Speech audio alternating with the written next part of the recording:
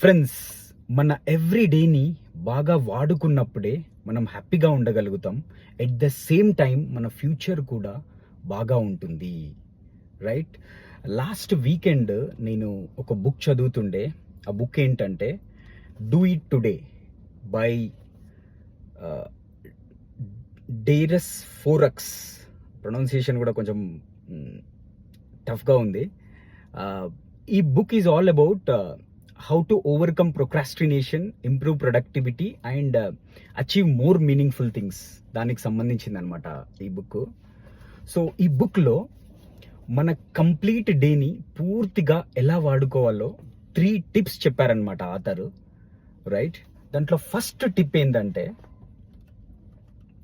Create a routine that works for you.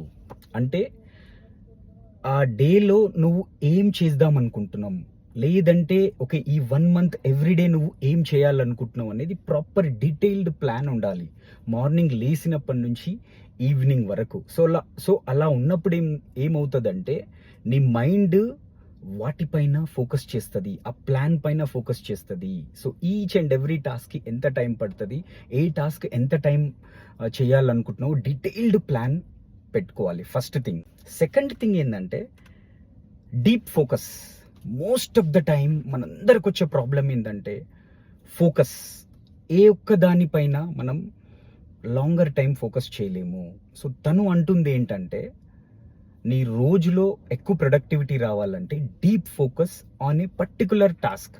For example, ఒక పని చేయాలి, ఒక ఈమెయిల్ పంపించాలి, లేకపోతే ఒకరికి అప్డేట్ చేయాలి, అట్లా డిఫరెంట్ టాస్క్స్ ఉంటాయి కదా. ఆ ఈచ్ అండ్ ఎవ్రీ టాస్క్కి సర్టెన్ టైం ఫ్రేమ్ పెట్టుకోవాలి, ఒక గోల్ పెట్టుకోవాలి. అది అయిపోయినంత వరకు దాని పక్క నుంచి జరగొద్దు.